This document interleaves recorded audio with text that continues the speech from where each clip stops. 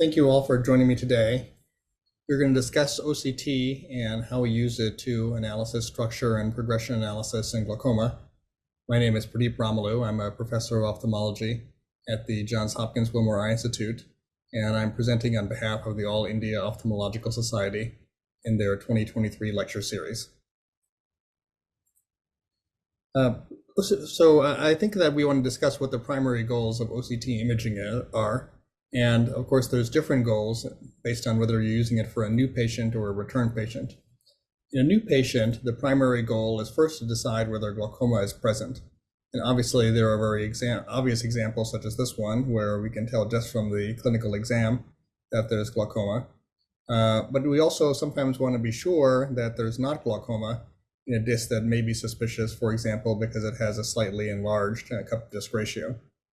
We may also want to know how severe the disease is.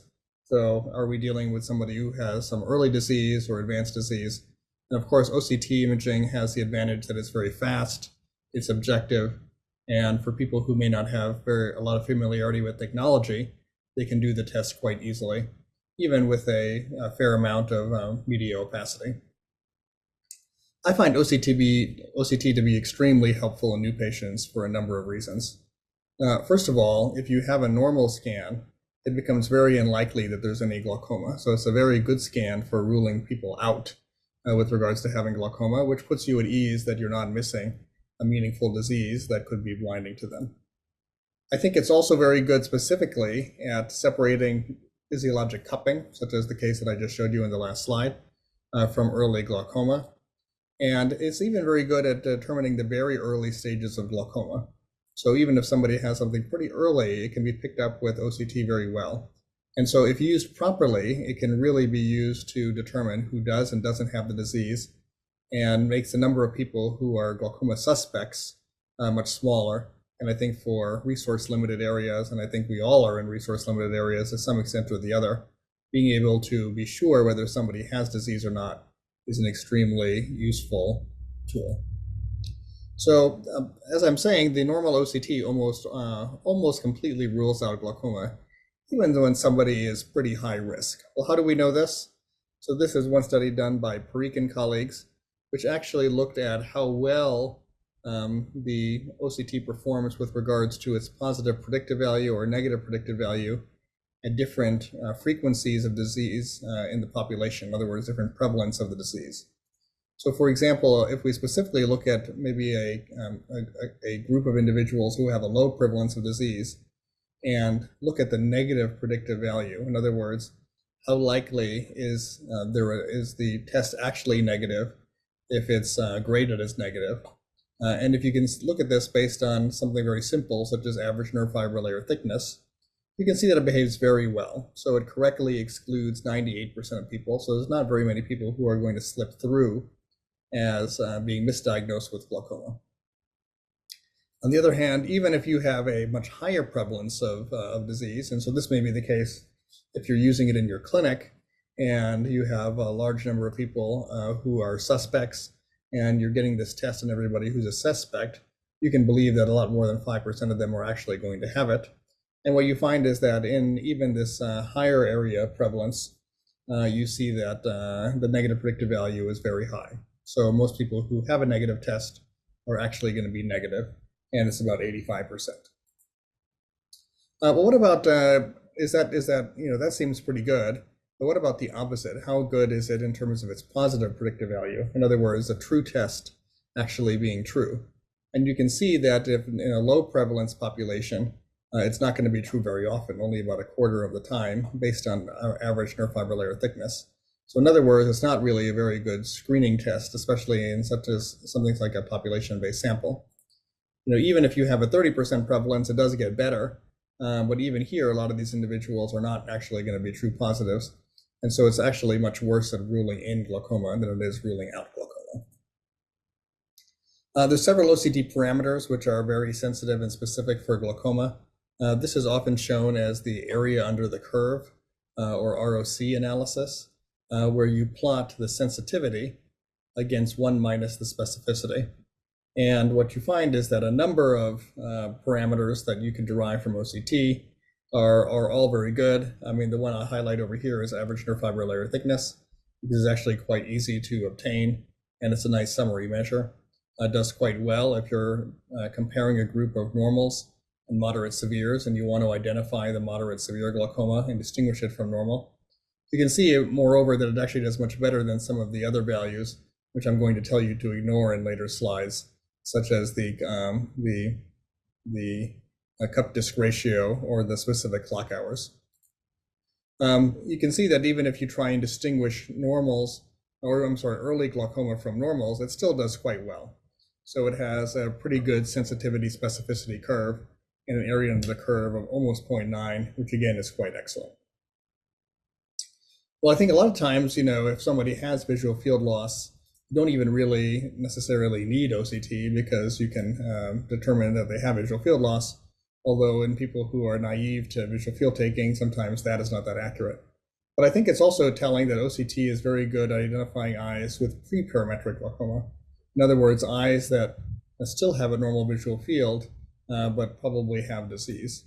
And so in this study, which was very nice, they defined pre-parametric glaucoma as progression on color photographs, but still with normal visual field. So this is an eye that's shown optic nerve change, but the visual field remains normal, at least for now. And you can see that average nerve fiber layer thickness, as well as the hemispheric thicknesses, superior and quadrantic, actually do quite well at distinguishing normals from glaucoma. And again, the area under the curve values are in the 0.8 to 0.9 range, which is very good. So it's a very good test at even identifying those individuals who have the earliest disease, which is really where its power lies.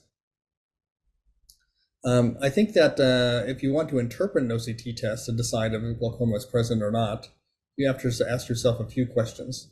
First of all, is the test result believable? And to do that, you have to look at reliability measures, features of the scan, and also you have to ask yourself, is the test abnormal? And you can look at global measures, regional findings, and inter-eye comparisons, all of which we've talked about a little bit, but we'll go into in more detail. Let's talk about what it means for an OCT to be reliable or not. I think the first thing you'll want to look at is the signal strength, and I'm going to focus mainly on Zeiss imaging today, which is the platform we use, but all manufacturers have some sort of a signal strength metric, which you can use to determine whether the test is reliable or not.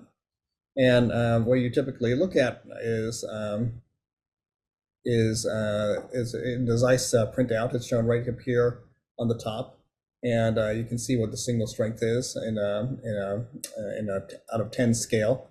And what you'll see is that the lower the value, the worse that it is. What's been really nice is that people have shown that this actually relates to how predictable the scan values are. So if you look at this this data from Rao and colleagues, what you find is that if you have a low signal strength scan, the ability of the OCT image to distinguish individuals who are normal from individuals with either early disease, a mean deviation better than 5 decibels, moderate disease, better than 10 decibels, or severe disease, better than 15 decibels, is less than individuals who have a moderate signal strength, shown in the dashed line, and people who have high signal strength, shown here in the upper line. So it's not just that these values are inaccurate. It's actually that if you have a poor signal strength, the predictive capacity of this OCT to distinguish normal and abnormal is significantly diminished, which is beautifully shown over here. We did a series of studies which actually looked at OCT reliability in more of a continuous fashion. We did this by taking people who had a series of OCTs and looking at how they changed over time. And we would plot a line through the change over time, and then look at how individual scans varied with regards to what we expected the OCT to be based on all the values that we had, and then what was observed, which is shown in the red over here. And so from the difference between the measured and the predicted, or the observed and the predicted, you can find what we kind of call an error. We don't know how much of that is error or true fluctuation, but we can call it error for this presentation. And what we see is that as your signal strength goes down, the reliability goes down as well. But it's not uniform over the entire length. And in fact, what you see is that while signal strength is even 5 or above, it actually doesn't do too bad. So you don't want to completely remove the value of OCT at higher signal strengths, or even those signal strengths between 5 and 7, because it's still probably calculating a value which is not so far off from the truth. What you will see is that as you start getting below 5, the values really become highly inaccurate. So in other words, the difference between the observed and the true values become much larger. And those values, you really have to severely discount any of the meaning of the OCT scan. The other major reliability measure, which is usually not sold as such, is axial length, and so I wanted to discuss that. What we see very often, and this is really something which you have to be careful about so you don't create too many suspects, is to kind of take the RNFL thickness at higher lengths to be an absolute truth. And what we see over here in this observation is that in people without glaucoma, the RNFL thickness goes down with greater axial length. Well, I mean, you could argue that glaucoma might be associated with myopia, or myopia might be associated with glaucoma. So is this really a real finding? But people have shown that if you actually account for the magnification effects of myopia, that this myopic thinning is not real. So you can do this mathematically using formulas for how magnification is being affected on the scan. And you can take and you can calculate an adjusted retinal nerve fiber layer thickness shown on the y-axis over here. And if you plot this adjusted retinal nerve fiber layer thickness against axial length, what you actually see is that there's a pretty flat association with nerve fiber layer thickness and axial lengths. In fact, actually, nerve fiber layer thickness goes slightly up with axial length, which is perhaps not surprising, as if you have a larger retina, you actually need to create more axonal fibers, assuming that the eye was actually born at a longer length and then just developed to a longer length. So, well, why do we have this magnification error? Well, I think you can think about this in several ways, but the way that I find to be the easiest is simply to think about the fact that when you have a longer eye, the circle scan that you're drawing around the optic nerve head is actually larger. So in retinal nerve fiber layer OCT imaging, a lot of the data we get is not from the entire map, but actually from a little circle that is virtually drawn around the optic nerve head at a fixed distance of 3.4 millimeters. And if you take this 3.4 millimeter circle, it's not squared, it's actually a size of 3.4 millimeters. What you actually see is that this is the true size, but if you have a myopic eye, you're actually falsely the machine is falsely drawing a larger circle to calculate this nerve fiber layer thickness in the peripapillary zone. So what's the consequence of this? Well, with the larger circle, instead of looking at, say, the superior temporal portion of the axonal fibers along this shorter arc segment, you're actually calculating it on this larger arc, along this larger arc segment. And so because those fibers are now being spread over a larger segment length, they appear falsely thinner. And so you're getting a false thinning. When I say myopia, there's obviously different degrees of myopia, and I want you to keep in mind that these issues are really most applicable to greater degrees of myopia, which maybe not be all that prevalent in the population. So this is a nice study from Kang and colleagues, which actually looked at the degree of magnification that they experimentally observed with individuals with different degrees of spherical equivalence. And you can see what the axial length is over there. And you really only got significant bias, in other words, elongation of the circle by over 5% when you were in the -4 to -6 spherical equivalent. And once you got to the higher levels of myopia, such as more than -6 decibels, then it really became quite significant, about 10% bias. Well, what about the features of the scan as well? These are all kind of, these are more subtle things where you actually have to start looking at the imaging in order to find whether the result is believable or not. And unfortunately, algorithms to have the machine do that for you are not quite there yet. So there's things that I look for specifically. One is whether there's excessive thickness in the RNFL. oftentimes from edema or traction. Whether there's any segmentation errors where the machine was not able to segment the different layers of the retina, and therefore, because of that segmentation error, it's giving you a false value for the nerve fiber layer thickness. And then also, where is the nerve fiber layer thickness noted? So is it at the location where the eye thinks you should have a lot of nerve fiber layer thickness, or is it at a different location than what the machine thinks you should be showing? Well, the fun problem is that, retinal thickness is retinal thickness, and you can have retinal nerve fiber layer swelling for other reasons, such as retinal edema, for example. And so this is one example of a uveitic male. Frequently, you'll see this in uveitis and eyes with CME or DME and diabetic macular edema. And here you can see that there's a very substantial thickness.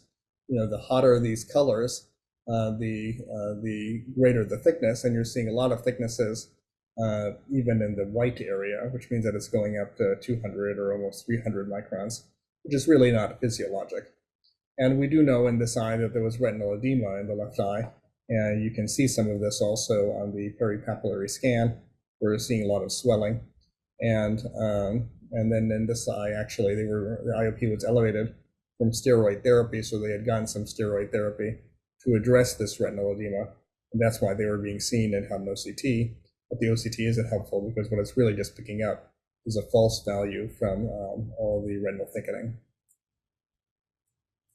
You can also get errors in the other direction. So edema is going to make the retina look thicker than it actually is. Segmentation errors are typically going to actually make it look thinner than it actually is. So this is one example. And what you usually see in a segmentation error is that it can't even find the segment that the eye is looking for that is relevant to glaucoma. And what it does is it actually shows you a thickness of 0. So if you look at this scan right over here very carefully, the darkest color or black is 0. So in all these areas, it couldn't really segment the retina as well. And you can probably tell why over here, in the sense that the whole scan is kind of off, and so you can't even see the layers that are trying to be segmented. Likewise, in the left eye, you can see them, but only really quite partially. So the average is, and those areas that it can't segment, for whatever reason, it gives the average thickness of 0. These are shown as black on the thickness map. But the error is propagated down to every level. So at the next level, which is the deviation map, where it's plotting the probability of deviation from normal, either as white, where there's no deviation, yellow, which is borderline, and red, which is definite. It's saying all these areas are quite deviant from what it would be from normal. But you can see that those areas of deviation are all in the areas where the segmentation error is. If this area of deviation extends into the circle that's being drawn around the optic nerve head to actually create this linear RNFL thickness map, and also the values of the average thickness and also the quadrantic values, you can see that those areas that intersect this segmentation error will all have a regional value of 0 as well. And you can also see this in what we call the TSNIT plot or T-SNIT plot. It's called that because it's essentially unraveling the circle drawn around the optic nerve by going from temporal to superior to nasal to inferior to temporal. So it's going in a counterclockwise circle in the right eye. And then in the left eye, it's going in a clockwise circle, again, from temporal to superior to nasal to inferior to temporal. So when you, if you were to unroll this, the thickness of the retina in this circle going in that direction, this is what it would look like. And in the left eye, which is shown in the dotted line, you can actually see focal areas where the thickness goes to 0, both in the superior zone, where again it intersects this area of segmentation defect, and again in the superior-temporal zone. So in 2 areas it should go to 0, although you really only see it over here once, or maybe only is in the supranasal zone. Sorry. In the other eye, you can see that the entire time it's a 0, and so the entire thing is just showing up on the floor. You can also get this focally if there's a more focal segmentation defect. So this is an example which you'll sometimes see where there's a posterior vitreous attachment, which is blocking your ability to get an image just in that very localized area. And because of that, and you can see here again that it intersects this circle that's being drawn around the optic nerve head to calculate nerve fiber layer thickness. And as a result, you're getting the incorrect thickness in that area. Again, you're seeing supratemporally over here that that thickness goes to 0. And it's showing up also in the deviation map in the area corresponding to the PVD. You're seeing an area which is being read as abnormal, and you're seeing it again in the plot. And it's even showing up in the quadrant thickness as well. So all of this is being propagated by that one error. So if this error is there, then everything else that you're seeing here is all wrong. Well, if you only have a localized defect, does that mean that you have to throw out the entire scan and ignore the entire thing? Or can you look at the regions that are normal? This is a paper I did with my colleague Jithan Yohannan. And what we found is that if you only have a superior artifact, what you see is that while there's a little bit of prediction of error in the inferior range, it's not statistically significant. And likewise, if you have an inferior error, the error predicted in the superior range is not significant. So in other words, even if there's just a localized defect, with caution, you can predict the area on the opposite portion, which is the area that's not being affected. Well, how do you, when I'm showing you some of these slides earlier, such as over here, where it's kind of telling you whether things are normal or abnormal in these regions, well, how does it know, how does it know what's abnormal or normal for that eye? And in fact, what it's actually doing is trying to guess where the thickness should be the most. And it's doing that based on maps that were generated by Ted Garway-Heath from Moorfields, where he looked in a series of eyes how the nerve fibers actually map into the optic nerve head. And so he did this for a number of eyes and created a map based on this information. And he kind of mapped out specific regions of the visual field also, which correspond to specific regions of the optic nerve head.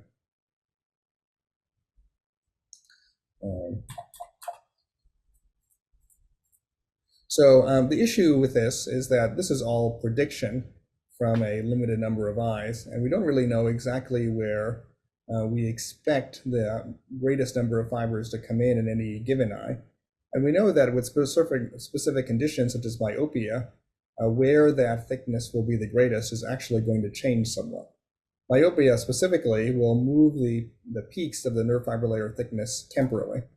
So you can see that somewhat over here, where you can see that these peaks are kind of oriented in a more temporal fashion than might be expected. And the defect over here, while you can see it, is also oriented more temporally. What you also see is that, for example, in the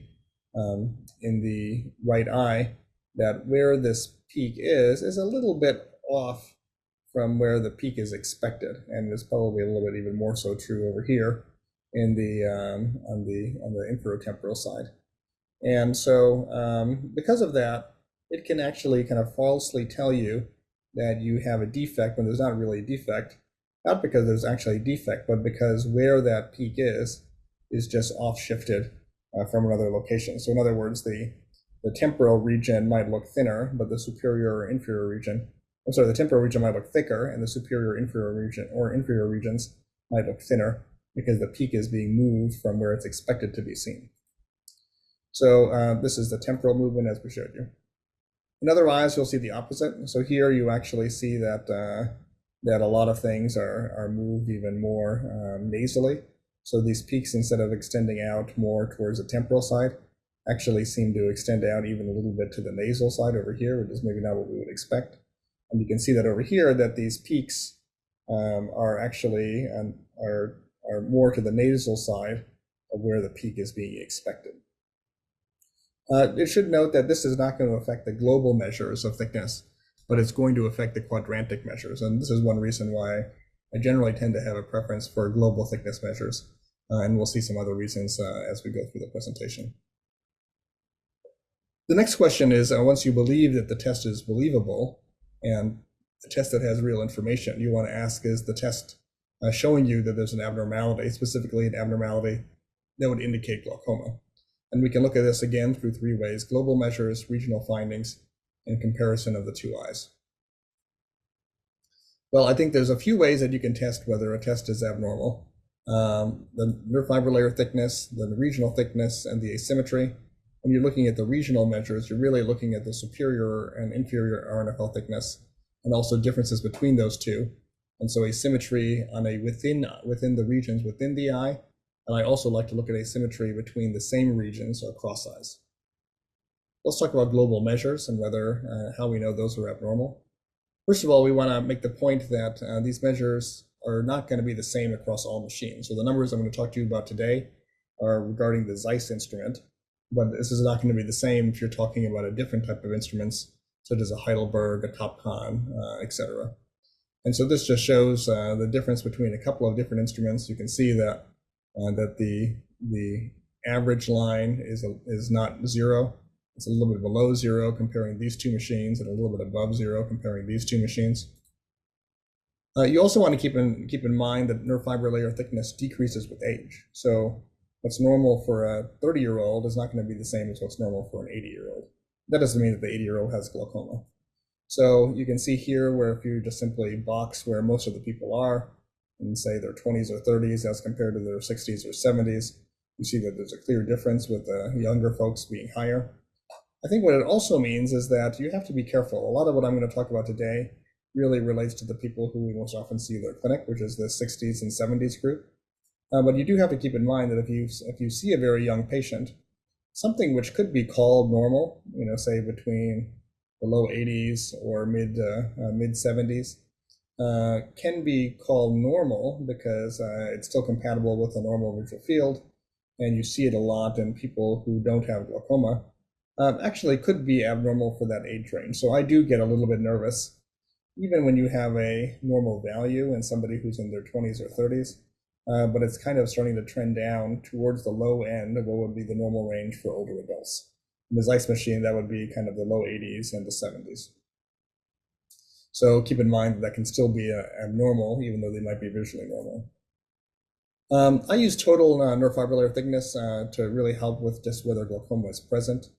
And if there's none, usually you're going to see values in the Zeiss machine which are in the 80s or the 90s.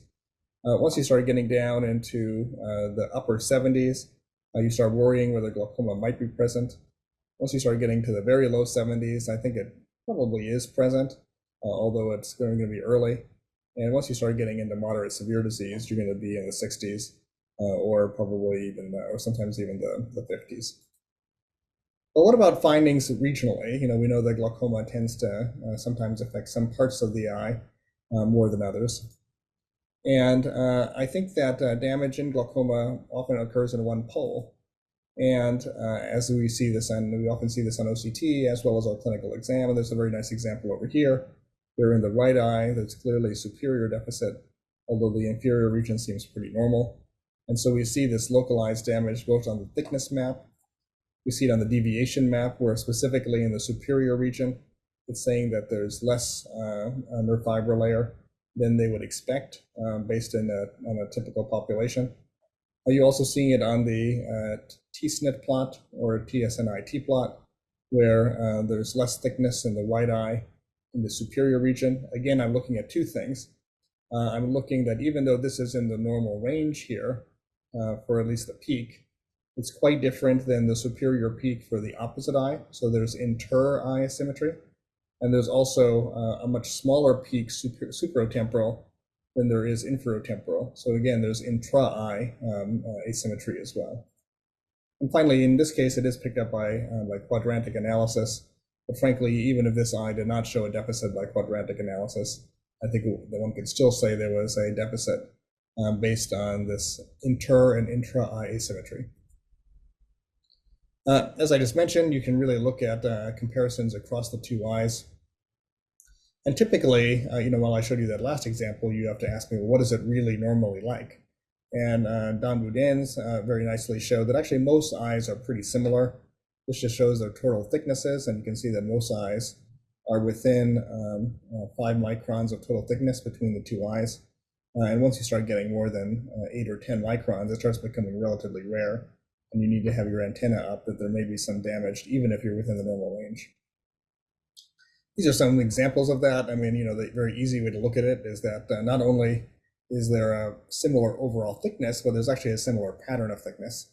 This may be over accentuated in the Zeiss machine because it does tend to do some smoothing, some localized smoothing of the thickness values, less so than other instruments such as the Heidelberg.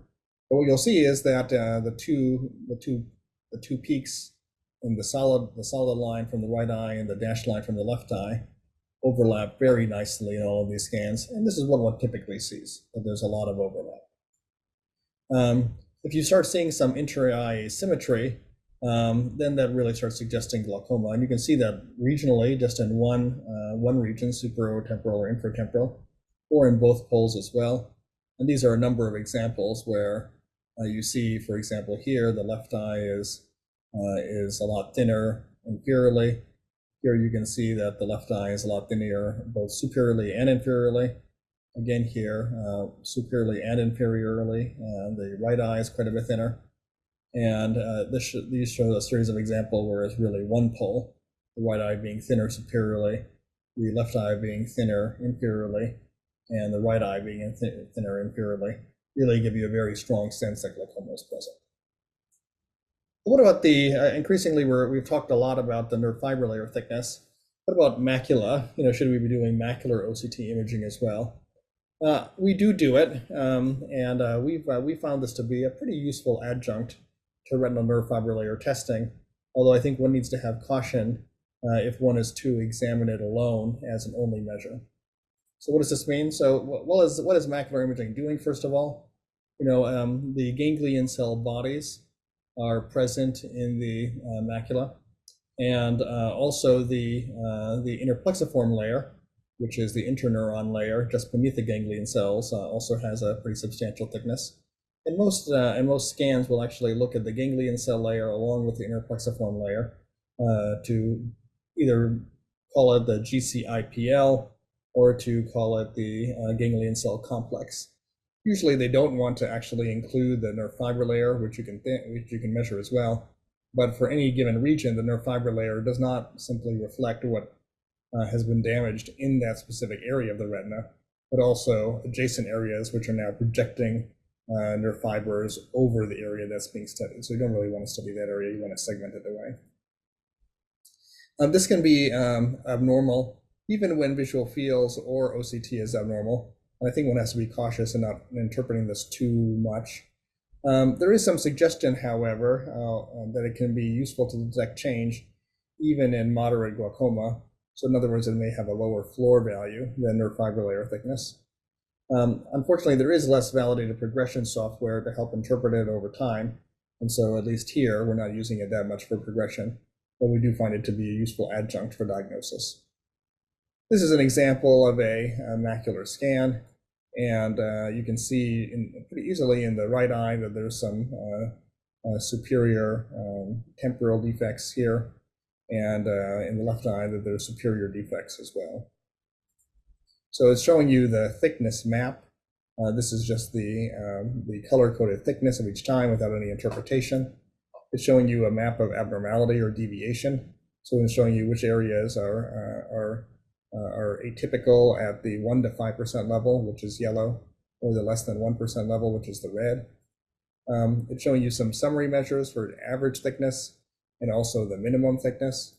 And it's showing you the segmentation, although at least for Zeiss, unless you really make the effort to go in and look at the individual scans, which usually you need the forum plugin or something else to do, you're not going to be able to really see it on this simple image they showed you over here unless there's very gross errors.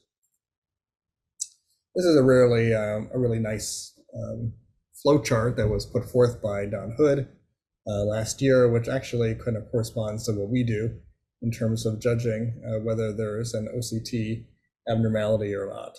So, so here, the first thing to do is to actually look at the probability map of the nerve fiber layer and ask whether there's an arcuate-like abnormality, which is specifically found in the areas that glaucoma typically an axe damage, which is the temporal half of the disc. And if we see that with great certainty, not only on the deviation map, but also on the quadrantic analysis, the TS and IT plot, and the overall thickness, and some combination of those measures, you can already, if you say that none of those things are present, you can already say that there's no glaucoma. On the other hand, if you start seeing several of these, then you move to step 2, where now you say, well, is that information validated by the ganglion cell layer OCT?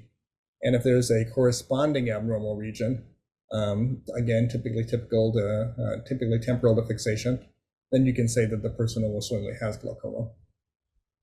On the other hand, if you don't validate it, then you want to look at other things. So you want to look at visual fields, you want to look at the scans in more detail, and then based on that, you can go in a number of different directions. You can say that the patient is uncertain. You can kind of heavily weigh your nerve fiber layer data to say there is glaucoma, or maybe you modify what you thought you saw in the nerve fiber layer to say that there's no glaucoma.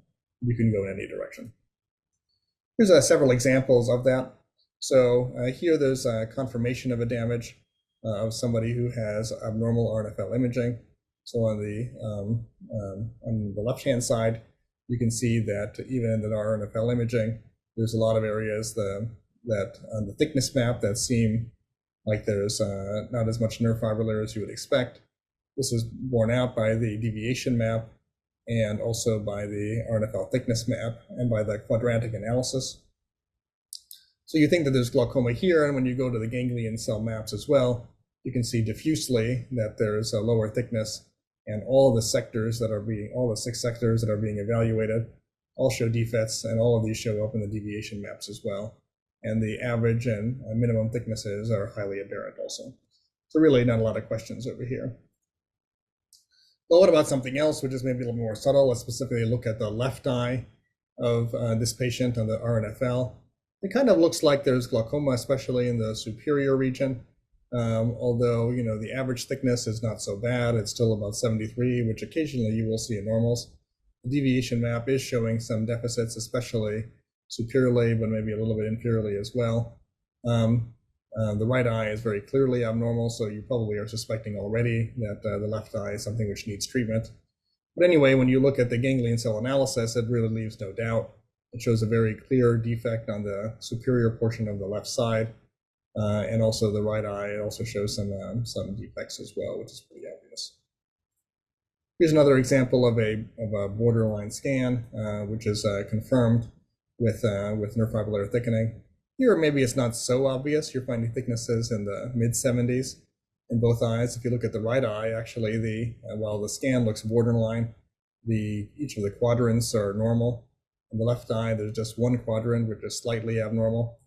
And what we do see, however, is that when we look at the GCIPL, it's really showing kind of diffuse areas on the sector analysis and the deviation map, which look abnormal, and these are verified on the average thickness and the minimum thickness. So what seems like something is borderline over here, you can feel a lot more comfortable about when you look at the ganglion cell scan.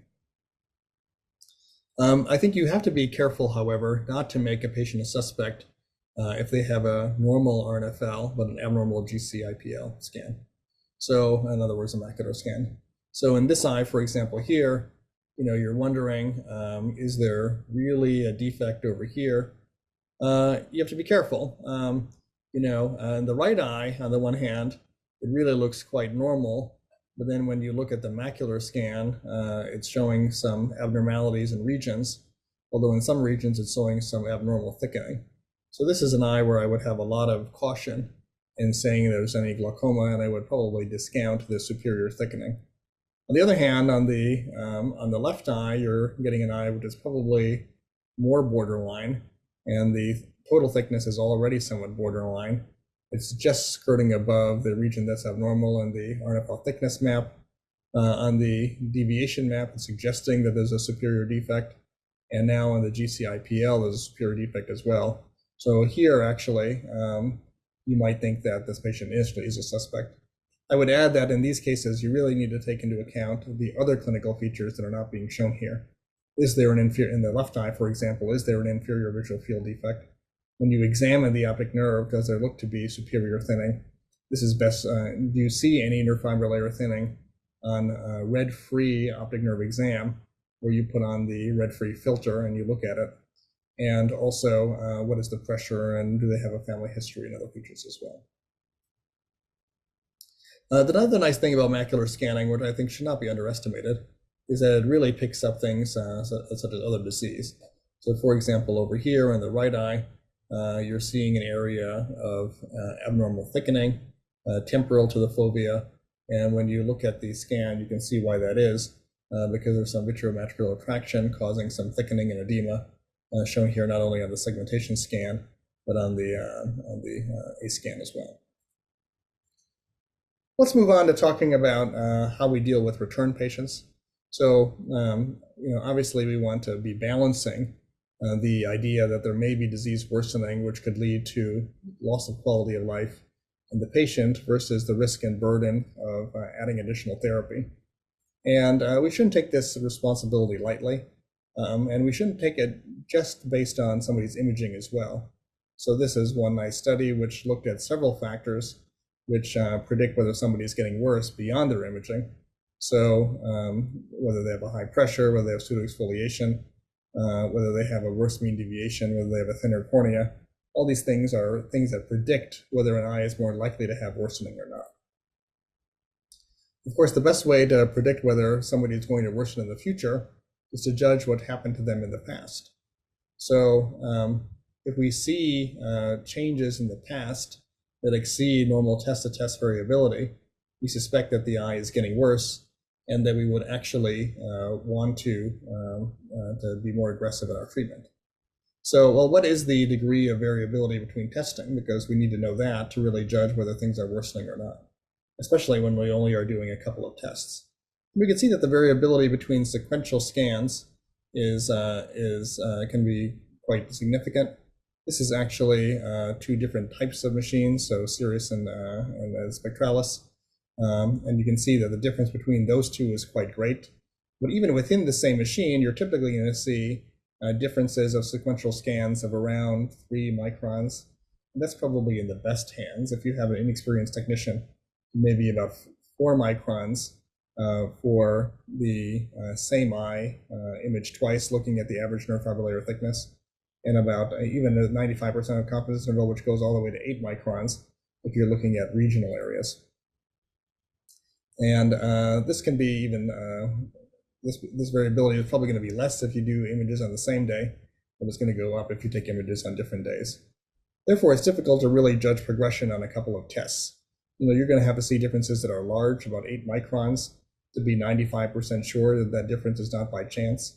And it's only when you start getting to, when you start getting a lot of tests, can you actually do this? And you actually need more tests than you think. Probably at least a couple of tests every year, and you would do better even getting 3 or 4 tests. Of course, that's hard to do, and so there's other algorithms to help you judge whether progression is there or not. This is the Zeiss Glided Progression Analysis, or GPA. And what it's doing is it's showing you what the thickness is over every year at each time point, and then it actually highlights those areas that are abnormal. The keys to this are multifactorial. You want to actually look at the total thickness. You want to look at this deviation map.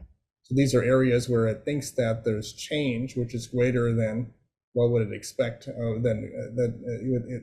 greater than it would expect, or change that's greater than 0. So it's finding significant areas of change in the specific region, and the specific region is an area which is very likely to be affected by glaucoma. You can also look at the quadrants over time numerically, both inferiorly and superiorly. And I find these other areas, such as rim area, cup disc ratio, etc., to be unuseful. And so I don't look at those at all. The problem is that you can get pseudo-worsening. This is one example of pseudo-worsening from just resolution of edema. And you can see that this eye actually was probably unnaturally thick, and that all went away, even though the patient had very well controlled disease with 2 tube shunts at DSEC. and an eye pressure which was always normal. But also this is probably all false pseudo thinning. And in fact, if you see that, and can be more confident of that, given that the visual field stayed stable this entire time. There's many ways I do look and change, some of which I highlighted already. I really like to look at whether there's a location of change which is consistent with the disease. You can see this here based on the pictures, which I like quite a bit. Or you can actually look at the deviation from prior tests on this T-SNP plot shown here by Zeiss, where it shows you the two baseline scans and it shows you the current scan, and it's highlighting areas in the current scan which are highly deviant from the two baseline scans. It also shows you the trajectory of various measures, average thickness, which is only going down by about a micron per year, superior thickness, which is going down by less than half a micron, and inferior thickness, which you see is going down quite a bit, by about 5 microns a year, and that's significant. One thing we have to be careful about is that when we do see declines, that these can be disease-related or age-related. I showed you earlier that nerve fiber layer thickness goes down with age. So as people get older, you're going to see some loss or some thinning just by virtue of the fact that they're getting older. This is a very nice study done by Linda Zengel and colleagues, which actually looked at the overlap of glaucoma suspect eyes that developed visual field damage and those that didn't develop visual field damage. And what you see is that there's a pretty large degree of overlap. So in other words, a lot of the eyes that did not develop visual field damage, shown here in the white, got worse at a non-zero rate. So half a decibel per year, a decibel per year, and a decibel and a half per year, 2 decibels per year. And a lot of this overlaps with those eyes that did worsen. And so it's not, and even some of these eyes, which we're saying didn't worsen, we also don't know whether they would have developed visual field damage if this rate was a true rate and correctly measured and continued on over time for longer. So the other issue is that both age-related change and disease-related change will be marked as progression. Over here you see something which almost certainly is really disease-related change, where over a 5-year period, the inferior region got worse by 25 microns. That's true. But then if you look at the average change, it got worse by about 8 microns in 5 years, and you can ask, is that real or not? Well, you can compare this to what we see in normals. Of course, this is going to be variable, and it's not going to be the same for every single person. But average thickness change in normals is about half a micron per year. This is really micron, not decibels. And same thing in the superior and inferior quadrants. It should be about 1 1/4 microns per year. And so if you were to, for example, see somebody go down from 104 to 100, this still may be marked as abnormal, but you would only be seeing 4 microns of change in 5 years. And can you be sure that that change would not be different than what is just change in normals who don't have glaucoma and are just being watched over time? It's a very difficult problem, and typically, unless you see rates of change that are 2 or 3 times as much of this, you can't be certain unless you've done a number of tests, 3 to 4 tests per year over a 3 to 4 year period. For this reason, I rarely advance therapy based on OCT progression alone. I mean, the number of tests that I told you are great, but we have busy clinics. We don't necessarily want to be devoting all our resources to people who have early disease. And so sometimes it can be impractical to get all those tests. I think it depends on what you're trying to do.